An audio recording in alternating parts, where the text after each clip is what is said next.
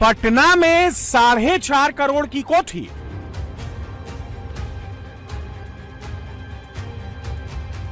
बेगूसराय में 5 करोड़ का महलनुमा बंगला,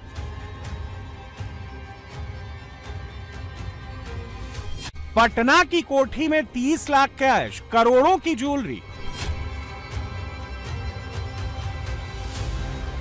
बेगूसराय की कोठी में 4.5 लाख कैश और ज्वेलरी। यह बिहार का करप्ट शिक्षा सिस्टम है जिस पर सम्राट सरकार की स्ट्राइक शुरू हो चुकी है। एक आदमी जिसकी ऑन पेपर सैलरी 1 लाख से 1.25 लाख के करीब है, उसके पास लाखों का नहीं करोड़ों का खजाना है। खजाने में हार्ड कैश भी है, गोल्ड भी है, जमीन भी है और कोठी, बंगला, गाड़ी सब कुछ है। डिप्टी डायरेक्टर अजय सिंह पर आरोप है कि उनकी संपत्ति आय से 90.04% ज्यादा है। मतलब ये कि डिप्टी डायरेक्टर ने अपनी इनकम से 90 गुना ज्यादा पैसा बना रखा है। सोचिए करप्ट सिस्टम में कितनी कमाई हुई है। अजय कुमार पर करीब 4 करोड़ की आय से अधिक संपत्ति बनाने का आरोप था, लेकिन असल में नंबर तो इससे बहुत ज्यादा बड़ा है। डिप्टी डायरेक्टर के काली कमाई का साम्राज्य सिर्फ पटना में नहीं बल्कि बिहार के अलग अलग जिलों में फैला हुआ है। अगर सिर्फ पटना और बेगूसराय के दोनों घरों की कीमत जोड़ दें तो 10 करोड़ का नंबर भी क्रॉस हो जाता है। बताया जा रहा है कि बेगूसराय वाली कोठी उन्होंने नौकरी लगने के बाद बनवाई है। अब आप खुद अंदाजा लगा सकते हैं कि डिप्टी डायरेक्टर साहब ने किस कदर काली कमाई की मलाई जमा की है। अजय कुमार सिंह ने पटना से बेगूसराय तक एक बड़ा साम्राज्य खड़ा कर रखा है। करीब 20 साल से अधिक की नौकरी में अजय कुमार सिंह ने अकूत संपत्ति जुटा ली है। पटना और बेगूसराय में बना इनका आलीशान बंगला करीब 10 करोड़ रुपए से अधिक का बताया जा रहा है। कई शहरों में इनकी प्रॉपर्टी होने की बात सामने आई है। इसके अलावा छापेमारी के दौरान लाखों के कैश, लाखों के गहने, जमीन के कागजात और बैंक अकाउंट्स की जानकारी भी सामने आई है। हालांकि इनकी कुल संपत्ति कितनी है इसका पता तब चलेगा जब आर्थिक अपराध इकाई की जांच पूरी होगी। पटना में बीबीओएससी के डिप्टी डायरेक्टर अजय कुमार सिंह के ठिकानों पर ईओयू की रेड हुई तो डिप्टी डायरेक्टर की कमाई देखकर ईओयू भी हैरान रह गई। डिप्टी डायरेक्टर ने करप्शन का ऐसा सिस्टम बनाया, पावर और घोटाले का ऐसा कॉकटेल बनाया कि काली कमाई से करोड़ों का अंपायर खड़ा कर लिया। इनके पास अगर संपत्ति की सही जांच कराई जाए तो लगभग 100 करोड़ से अधिक की संपत्ति इनके पास होगी। बहुत हैरत हुई कि ये इनको मात्र 3 करोड़ 40 लाख के आसपास की ही संपत्ति जो है अधिक पता चली है कि तो इनके प्रतिष्ठा के खिलाफ बात हो गई। इनके प्रतिष्ठा में तो तब न 4 चांद लगता जब इनके पास संपत्ति, ये जो वास्तविक जितना इन्होंने अर्जित किया वो होता। 100 करोड़ से अधिक की संपत्ति इन्होंने अर्जित की है। ईओयू ने अजय कुमार सिंह के 3 ठिकानों पर एक साथ छापेमारी की। एक साथ 2 जिलों में रेड हुई। एक टीम पटना के चंद्रतारा भवन पहुंची, दूसरी टीम बेगूसराय वाले बंगले के लिए परोरा गांव पहुंची और तीसरी टीम ने अजय कुमार सिंह के मीठापुर वाले सरकारी दफ्तर पर रेड मारी। तीनों लोकेशन पर रेड एक साथ और एक समय पर हुई ताकि कहीं से कोई गड़बड़ी ना कर पाए। इकोनॉमिक ऑफेंसेस यूनिट यानी ईओयू बिहार पुलिस की एक स्पेशल यूनिट है जो बड़े लेवल की इकोनॉमिकल धोखाधड़ी, भ्रष्टाचार और वित्तीय अपराधों की जांच करती है। ये अजय कुमार सिंह की पटना वाली कोठी है। ये कोठी जितनी बाहर से शानदार दिख रही है उससे कहीं ज्यादा लग्जूरियस ये अंदर से बनी है। महंगी टाइल्स और शानदार इंटीरियर करवाया गया है। पटना में जब ईओयू की टीम पहुंची तो घर के कोने कोने की तलाशी ली गई। बेसमेंट से लेकर टॉप फ्लोर तक चप्पा चप्पा खंगाला गया। घर में मौजूद हर लॉकर, हर तिजोरी, हर कोने की तलाशी ली गई। ये आकाशवाणी रोड में चंद्रतारा भवन है। अजय कुमार सिंह का आवास है, आलिशान घर, और यहाँ पर आर्थिक अपराध इकाई यानी ईओयू की रेड चल रही है।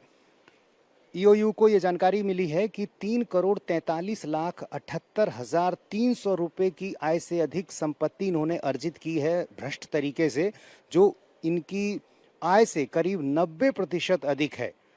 तलाशी के दौरान 500 के नोटों की गड्डियां मिली हैं, आभूषण मिले हैं। उन सबों का मूल्यांकन अभी किया जा रहा है और घर के अंदर अभी किसी को जाने की इजाज़त नहीं है। यहाँ देखिए जो पुलिसकर्मी हैं वो घर के अंदर मौजूद हैं। खुद अजय कुमार सिंह डिप्टी डायरेक्टर भी घर में ही मौजूद हैं और यहाँ पर लगातार अभी छापेमारी चल रही है। बेगूसराय इनका पैतृक आवास है, वहाँ भी छापेमारी चल रही है। इसके अलावा पटना में इनके दफ्तर में और यहाँ इनके आवास में छापेमारी चल रही है। लगातार आर्थिक अपराध इकाई भ्रष्ट अधिकारियों के खिलाफ छापेमारी कर रही है। हर दिन बरामदगी हो रही है, बावजूद भ्रष्ट अधिकारियों के जो कारनामे हैं वे रुक नहीं रहे हैं। लेकिन ऐसी मुहिम जो है वो लगातार जारी है। जिस वक्त पटना में ईओयू की 15 मेंबर वाली टीम रेड मारने पहुंची, उस वक्त अजय कुमार सिंह घर पर ही मौजूद थे। पुलिस ने अजय सिंह को घर पर ही रोक लिया और जांच शुरू कर दी। अजय कुमार सिंह की पटना वाली कोठी से लाखों का कैश बरामद हुआ है और लाखों के गहने भी मिले हैं। अजय कुमार के पटना वाले घर से 500 के नोटों की गड्डियां मिली हैं। कुल 30 लाख कैश मिला है। सोने के 4 हार और 4 अंगूठी बरामद हुई है। सोने के झुमके, सोने के मंगलसूत्र, चांदी के सिक्के, मछली, बर्तन और पायल मिली है। लैंड डीड्स के डॉक्यूमेंट्स और करोड़ों के इन्वेस्टमेंट के कागजात बरामद हुए हैं। इनकी जांच चल रही है। ये जो आलीशान महल नुमा बंगला नजर आ रहा है, ये अजय सिंह का बेगूसराय वाला पैतृक आवास है। कुछ सालों पहले तक यहाँ छोटा मोटा मकान था, लेकिन अब काली कमाई वाला पूरा चमचमाता महल खड़ा है। परोरा गांव में अजय सिंह के परिवार को सबसे ज्यादा धनी माना जाता है। बेगूसराय में ईओयू की 10 अधिकारी 3 गाड़ियों से रेड मारने पहुंचे थे और जब ईडी की रेड हुई तो घर से नोटों की गड्डियां निकलने लगी। बेगूसराय में 5 करोड़ की कोठी से 4.5 लाख बरामद हुए हैं। ईडी की तीसरी टीम अजय सिंह के उस सरकारी दफ्तर पर भी पहुंची जिस कुर्सी के दम पर अजय सिंह ने करप्शन का ये पूरा एम्पायर खड़ा किया। मीठापुर के सरकारी ऑफिस से भी ईओयू कुछ फाइलों को अपने साथ लेकर गई है। ये दफ्तर है अजय कुमार सिंह का, जो बिहार शिक्षा सेवा के अधिकारी हैं और ये प्रशासनिक संवर्ग से जुड़े हुए हैं। इससे पहले मुजफ्फरपुर में ये जिला शिक्षा पदाधिकारी यानी डिस्ट्रिक्ट एजुकेशन ऑफिसर के पद पर थे और वहां से जून 2025 में इनका ट्रांसफर हुआ था पटना में बिहार मुक्त विद्यालय शिक्षण एवं परीक्षा बोर्ड में डिप्टी डायरेक्टर के पद पर। और जब ये मुजफ्फरपुर में थे तो उस दौरान भी इनकी काफ़ी चर्चा हुई थी कई विवादों को लेकर। और मुजफ्फरपुर के पहले ये डीपीओ के पद पर थे। अलग अलग जगहों पर अलग अलग जिलों में पोस्टिंग के दौरान अजय कुमार सिंह ने किस तरह से संपत्ति अर्जित की है, अब इसकी जानकारी आर्थिक अपराध इकाई की तरफ से जुटाई जा रही है। यहाँ भी अभी छापेमारी चल रही है। अंदर में आर्थिक अपराध इकाई की टीम मौजूद है और ये एक बड़ा दफ्तर है। यहाँ जो दूसरे कर्मचारी हैं उनसे भी यहाँ पर पूछताछ की गई है। आज 4 गोलियों से लखनऊ दहल उठा। लखनऊ के पॉश एरिया में पति ने पहले पत्नी को उसके ऑफिस में गोली मारी, फिर अपनी सगी बहन की गोली मारकर हत्या कर दी और फिर खुद को भी गोली मारकर सुसाइड कर लिया। मानस की पत्नी दिव्या मिश्रा बैंक में असिस्टेंट मैनेजर थी। मानस भी बैंक में काम करता था। 12 साल पहले मानस और दिव्या की शादी हुई थी। लेकिन सवाल यह कि 24 घंटे में ऐसा क्या हुआ कि मानव के सर पर खून सवार हो गया। देखिए यह रिपोर्ट। पहला कैरेक्टर पति मानस वाजपेयी, दूसरा कैरेक्टर पत्नी दिव्या मिश्रा, तीसरा कैरेक्टर बहन तुलिका। पति मानस ने 12 बजे पत्नी दिव्या को ऑफिस से बाहर बुलाया और 2 गोली मारी।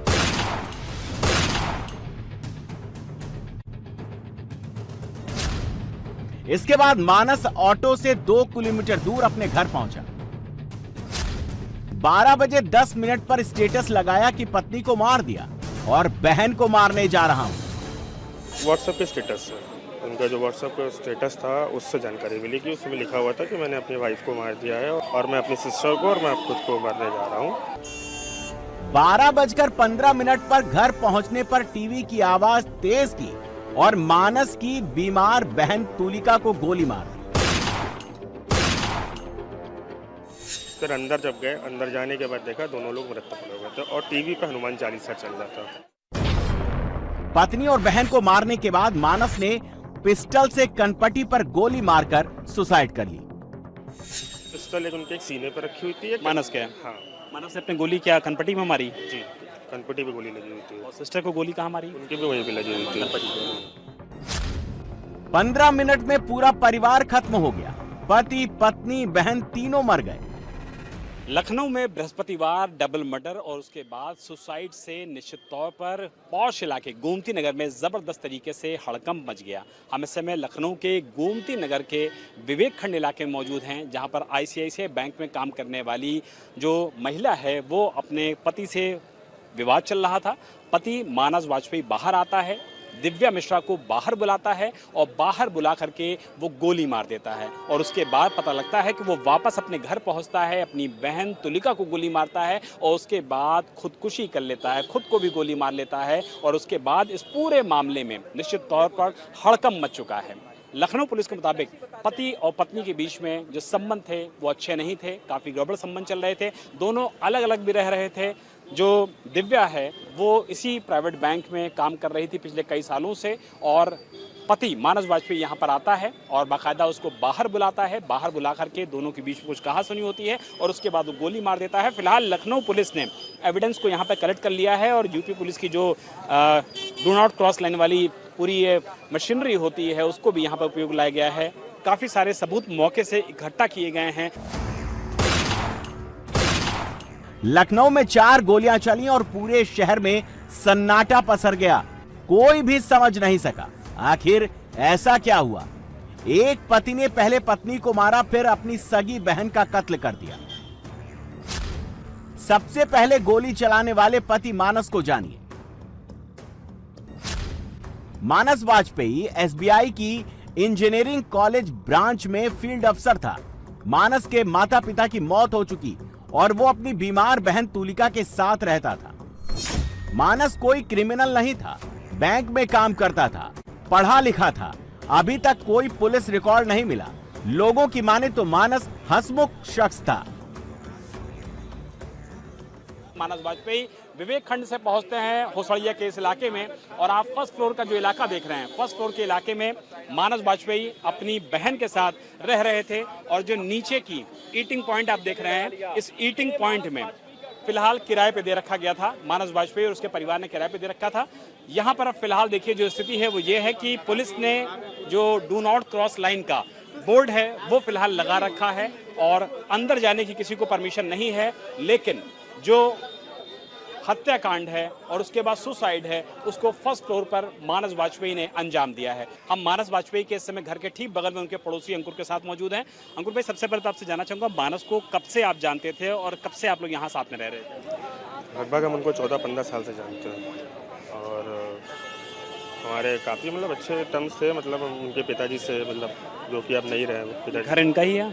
घर इन्हीं का ही है। अभी देख के लगा था जब आखिरी बार मिले थे कि इतनी बुरी पीड़ा में है कोई आदमी कि अपनी बहन को गोली मारेगा, अपनी पत्नी को गोली मारेगा और खुद भी खुदकुशी कर लेगा। जब कभी आते तो हमेशा हंस बोल के बाबूजी, हमेशा मतलब अच्छे से मतलब हंसमुख होके बोलते थे। कभी एक आम इंसान का अच्छा नेचर वाला इंसान होता है। एग्जैक्टली, मतलब कभी उन्होंने उस तरह से नहीं बोला कि मतलब अपना दुख उन्होंने कभी सामने शो ऑफ नहीं करने दिया, अपने आप को हमेशा हंसते हुए बोला।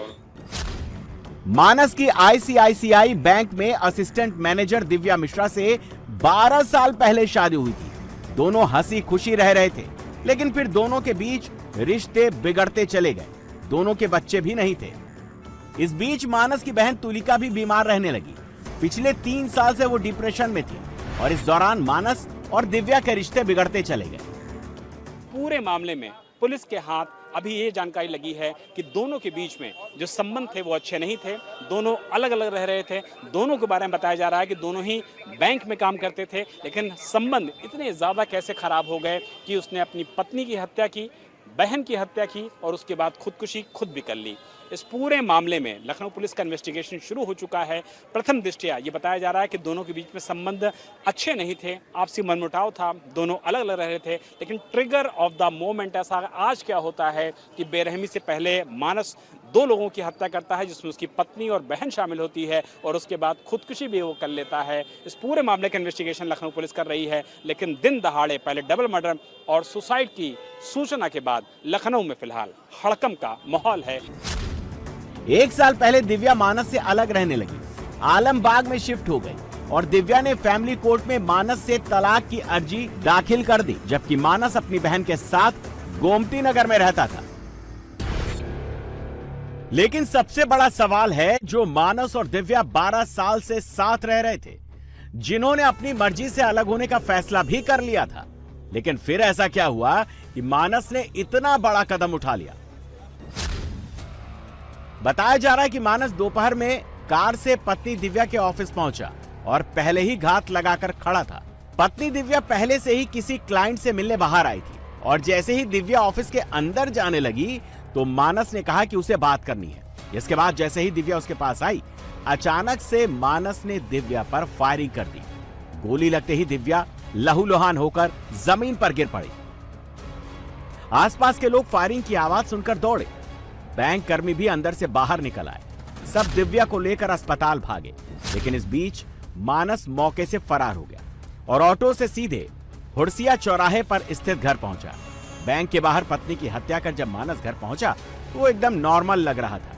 उसने दुकानदार से सामान्य तरीके से हालचाल लिया, फिर अंदर जाकर दरवाजा बंद कर लिया। कभी मतलब किसी प्रकार का किसी से अगल बगल सबका सपोर्ट करते थे, कभी किसी के लिए कभी उल्टा नहीं बोलते थे। आते थे जाते थे, दुआ सलाम हमेशा सबसे करते। अगर खाना खा के रात में निकलते थे, कोई दिखता था तो मिलते ज़रूर थे। ये स्टेट बैंक में काम कर रहे थे? स्टेट बैंक ऑफ इंडिया में थे, काफ़ी समय से थे, ऑडिट का काम देखते थे। ये पत्नी के साथ अनबन थी?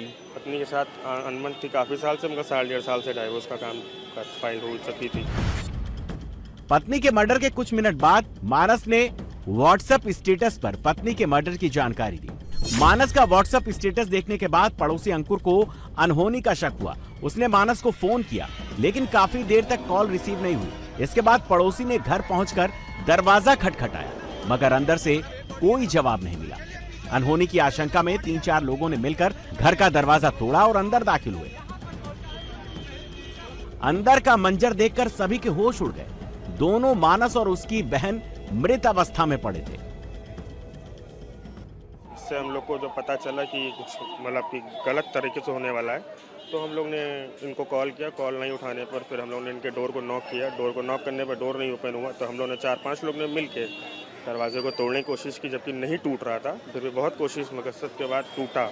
फिर अंदर जब गए, अंदर जाने के बाद देखा दोनों लोग मृत पड़े हुए थे और टीवी पर हनुमान चालीसा चल रहा था। कंडीशन क्या थी? पिस्टल वगैरह कहाँ पे थी? पिस्टल एक उनके एक सीने पर रखी हुई थी। मानस के? हाँ। मानस ने अपनी गोली क्या कनपट्टी में मारी? जी, कनपट्टी पे गोली लगी हुई थी। और सिस्टर को गोली कहाँ मारी? उनकी भी वहीं पे लगी हुई थी। सिस्टर क्या थोड़ा दिक्कत में थी? और परिवार में कौन कौन है मानस के? अब उनके तो कोई बचा नहीं उनके यहाँ से, बाकी उनके ताऊ ताई चाचा चाची। घर में और कोई नहीं था मानस उनकी बहन के अलावा? बस, अब उसके अलावा और कोई नहीं। हाँ, अब उनके दावा किया जा रहा है कि मानस का भी मानसिक संतुलन ठीक नहीं था। कई साल से उसका भी इलाज चल रहा था। मानस जी ने पहुंच के वहां पे हमारी सिस्टर पे हमला किया, जिसमें उनकी मौत हो गई।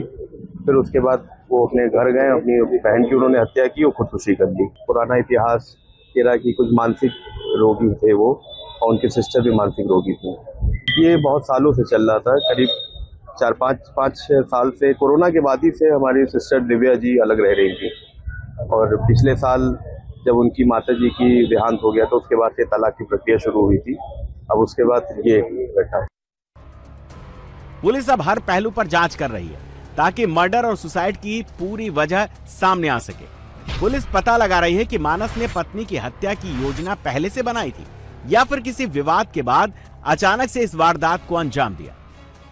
कुछ डॉक्यूमेंट्स हमें घर से मिले हैं, जिससे ये जानकारी हो रही है कि जो रिलेशनशिप मैनेजर आईसीआईसी बैंक में थी मृतका, उसके द्वारा विवाह विच्छेद करने के लिए भी पारिवारिक न्यायालय में वाद दायर किया गया था, और साथ ही साथ कंपनसेशन प्राप्त करने के लिए और स्त्रीधन वापस लौटाने के लिए भी उसी पारिवारिक न्यायालय में वाद दायर किया गया था।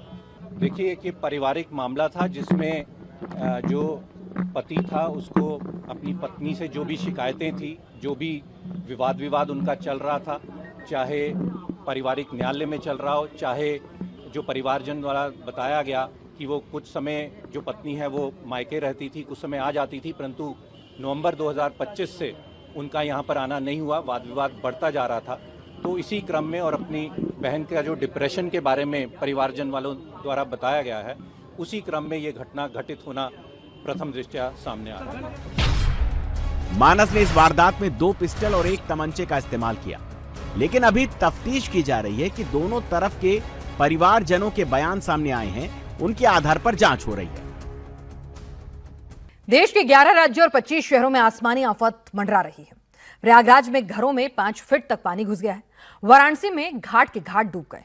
शहर शहर समंदर बन गया है। ऐसा ही हाल पहाड़ों का है। जगह जगह पर लैंडस्लाइड हो रहे हैं। मॉनसून का डबल अटैक जारी है। शहर शहर सड़कें बाढ़ के पानी में समंदर बन गई हैं। शहर में गली गली नाव चल रही है। घरों में 5-5 फीट तक पानी घुस गया है। रेलवे स्टेशन पर पटरी कहां है, इसका अता पता नहीं है। लोग घर बार सब छोड़ने को मजबूर हैं। आसमान से आफत ऐसी बरसी कि पानी की रफ्तार में बाइकें बही जा रही हैं।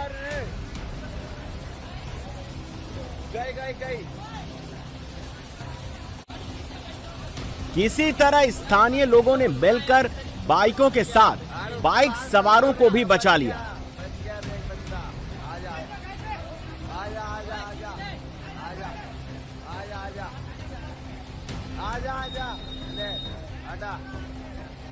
पानी आफत की शक्ल में ऐसे बरस रहा है कि ऑटो, कार, टैक्सी सब पानी में फंस गए, पानी में डूब गए। हर कोई उनको निकालने की कोशिश कर रहा है। बारिश के मौसम में आसमान से पानी बरस रहा है तो पहाड़ियां दरक रही हैं। पहाड़ से मलबा टूट टूट कर सड़क पर आ रहा है। ये तस्वीरें काफी डराने वाली हैं।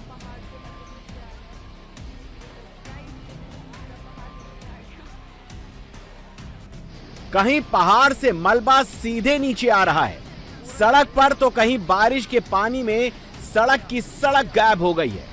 बड़े बड़े गड्ढे हो गए हैं जिसमें बड़े से बड़ा ट्रक भी समाता जा रहा है। बारिश का पानी इतना ज्यादा है कि कारें डूब गई हैं और उस पर जानवर भी जान बचाने के लिए शरण लिए बैठे हैं। लेकिन ये कब तक बचे रहेंगे ये कोई नहीं जानता है। पहाड़ से सैलाब आ रहा है और नीचे सड़क पर कार खड़ी है, लेकिन सैलाब कार को बहाए लिए जा रहा है और चंद सेकंड में ही सैलाब ने कार को खाई में विलीन कर दिया।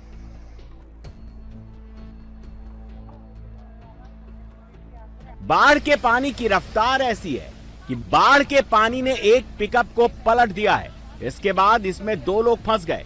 पिकअप में फंसे लोगों को एसडीआरएफ ने समय रहते रेस्क्यू ऑपरेशन करके बचा लिया। रस्सी के सहारे पानी के बहाव के विपरीत रेस्क्यू ऑपरेशन करके लोगों की जान बचाई गई। पहाड़ से देखिए मलबा कैसे टूट टूट कर नीचे आ रहा है।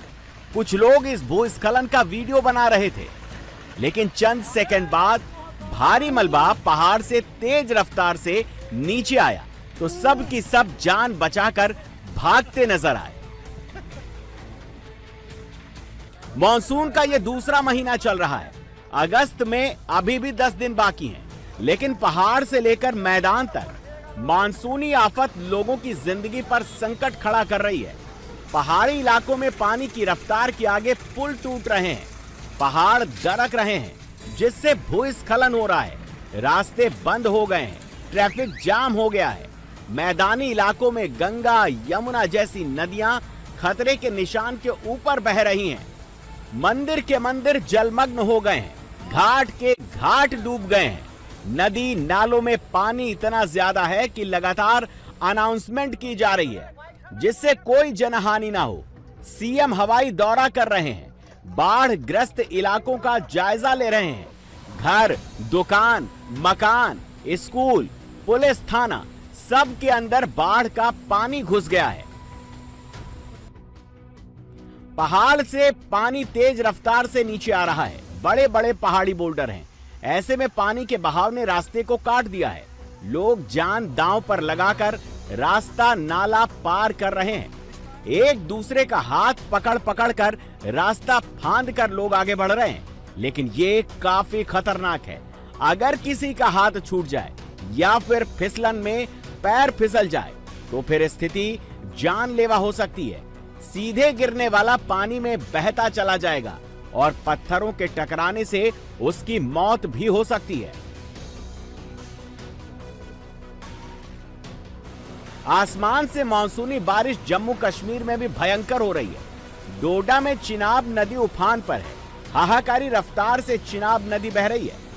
भारी बारिश की वजह से सलाल डैम के गेट्स खोल दिए गए हैं, जिससे रावी नदी में पानी का जलस्तर काफी बढ़ गया है। रियासी जिले में ऊपरी जलग्रहण क्षेत्रों में पानी की बढ़ी हुई आवक के कारण सलाल बांध के कई स्लिपवे गेट खोल दिए गए ताकि बांध में अतिरिक्त पानी को कंट्रोल में किया जा सके।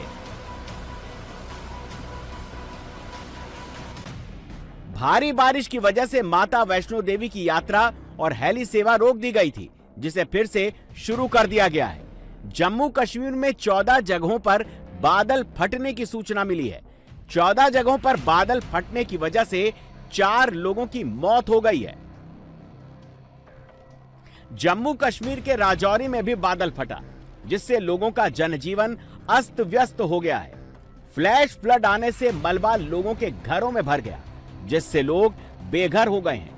आसमान के नीचे जिंदगी काट रहे हैं। जम्मू कश्मीर में पिछले 24 घंटे में 50 मिलीमीटर तक बारिश दर्ज की जा चुकी है और मौसम विज्ञान केंद्र उत्तर, मध्य और दक्षिण कश्मीर के कुछ इलाकों के अलावा रियासी, राजौरी, पुंछ, बनिहाल, रामबन, किश्तवाड़ और आसपास के क्षेत्रों में अगले 48 घंटे तक बारिश होने का अलर्ट जारी कर दिया है। उत्तराखंड में भी ऋषिकेश में नदियां खतरे के निशान को छू रही हैं। नदियों के बढ़े हुए पानी में घाट के घाट डूब चुके हैं। उत्तराखंड से अयोध्या को जाने वाली सरयू नदी भी उत्तराखंड के बागेश्वर में उफान पर ही दिख रही है। देखिए, सरयू नदी के पानी में भगवान शिव की पूरी मूर्ति डूब गई है और पानी हाहाकारी वेग से बह रहा है। उत्तराखंड में देखिए, हालात ऐसे हो गए हैं कि पहाड़ी सड़क पर 1 किलोमीटर भी चलना जानलेवा हो गया है। देखिए, बारिश और भूस्खलन की वजह से पूरी की पूरी सड़क ही कटकर खाई में समा चुकी है, खत्म हो गई है। ये तस्वीरें नेशनल हाईवे 707A की हैं। उत्तराखंड में भारी बारिश और भूस्खलन से पिछले 24 घंटे में 4 लोगों के मौत की खबर सामने आई है। नदी नाले उफान पर हैं। प्रशासन ने एहतियात के तौर पर आंगनबाड़ी केंद्रों से लेकर सभी स्कूलों में छुट्टियां घोषित कर दी हैं। पिथौरागढ़ में पानी की रफ्तार का भयानक दृश्य देख लीजिए। पानी की मार से लोहे का पुल धराशायी हो गया। पानी नीचे काफी तेजी से बह रहा है, लेकिन लोग इसी टूटे पुल से एक तरफ से दूसरी तरफ का रास्ता तय कर रहे हैं। मां मंदाकिनी का जलस्तर बहुत तेजी से बढ़ चुका है, निरंतर बढ़ रहा है। कृपया घाट छोड़ दें। कृपया आप सबसे निवेदन है, तत्काल घाट छोड़ दें। पहाड़ ही नहीं, मैदानों में भी आसमान से मानसून की बारिश आफत वाली बाढ़ लेकर आई है। सबसे ज्यादा हालत खराब प्रयागराज में है। प्रयागराज में 4 दिन से बारिश हो रही है। पिछले 3 दिन में 205 मिलीमीटर पानी गिर चुका है। शहर के कई इलाकों में 5-5 फीट तक पानी भर गया है। घरों, हॉस्टल में पानी भर गया है। बुधवार को करीब 2000 छात्र हॉस्टल छोड़कर जा चुके हैं। प्रयागराज में गंगा के साथ साथ यमुना में भी पानी हर 24 घंटे में 60-60 सेंटीमीटर तक बढ़ता जा रहा है, जिससे दारागंज, बागंबरी गद्दी, अल्लाहपुर, तेलियरगंज जैसे निचले इलाकों में पानी भर गया है। सड़कों गलियों का पता नहीं चल पा रहा है। सड़क सड़क नाव चल रही है। ये तस्वीरें रामबाग रेलवे स्टेशन की है, जहां पटरियां पानी में डूबी हुई हैं, जिससे ट्रेन का संचालन ठप करना पड़ गया है। थाना जॉर्ज टाउन की तस्वीरें देख लीजिए। थाने के अंदर बाढ़ का पानी घुस गया है। पूरा का पूरा बाढ़ के पानी में थाना डूब चुका है। प्रयागराज के राजरूपपुर में एक घर में देखिए, ग्राउंड फ्लोर में 5-5 फीट तक पानी घुस गया। लोग अपना सामान बचाने की जद्दोजहद कर रहे हैं और पानी से संघर्ष काफी बढ़ गया है। प्रयागराज में जल भराव की समस्या को दूर करने के लिए बारिश में सभी बड़े अधिकारी सड़क पर उतर गए हैं और एक एक इलाके का जायजा ले रहे हैं। तस्वीरें प्रयागराज के करेली की है, जहां पानी इतना चढ़ा है कि सोसाइटी में खड़ी कारें आधी आधी तक डूब चुकी हैं। संगम नगरी में संगम के आसपास के घाट पानी में डूब गए हैं। साथ ही घाट के आसपास जो मंदिर थे वो भी पानी में जलमग्न हो गए हैं। प्रयागराज में गंगा और यमुना का जलस्तर बढ़ते बढ़ते इलाहाबाद के किले तक पहुंच चुका है और गंगा जी का पानी अब लेटे हुए हनुमान मंदिर तक पहुंचने ही वाला है। अभी देखिए, पिछले 24 घंटे में स्थिति में काफी सुधार आया है और लगभग पानी की निकासी हो चुकी है। कुछ ही क्षेत्र ऐसे अब बचे हैं जहां पे जो बहुत ही लो लाइंग एरिया में है या तालाब के किनारे या इस तरह के क्षेत्रों में लोगों ने मकान बनाए हैं, वहां पे पानी थोड़ा सा रह गया है और वो भी हमें लग रहा है कि अगले कुछ घंटे में स्थिति सामान्य हो जाएगी। जिन जो चौक पॉइंट चिन्हित किए गए हैं जहां पर ब्लॉक हो रहा था, पानी निकल नहीं पा रहा था, उन चौक पॉइंट्स को अभी हम लोग जैसे ही पानी कम हो जाता है तो उसको भी हम लोग क्लियर करा देंगे ताकि आगे आने वाले समय में उन नालों के चौक होने के कारण कहीं कोई समस्या न हो। कानपुर में भी गंगा नदी खतरे के निशान पर बस पहुंचने ही वाली है, इसलिए घाट के आसपास के इलाकों में रहने वाले लोगों को वहां से सुरक्षित तरीके से हटाया गया है। साथ ही कानपुर में हाई अलर्ट घोषित कर दिया गया है। अयोध्या में भी सरयू नदी खतरे के निशान के ऊपर बह रही है। सरयू का जलस्तर खतरे के निशान से 32 सेंटीमीटर ऊपर पहुंच चुका है, इसलिए नावों का संचालन बंद कर दिया गया है। पुलिस लगातार खतरे का जायजा ले रही है और जल पुलिस नदी की निगरानी कर रही है।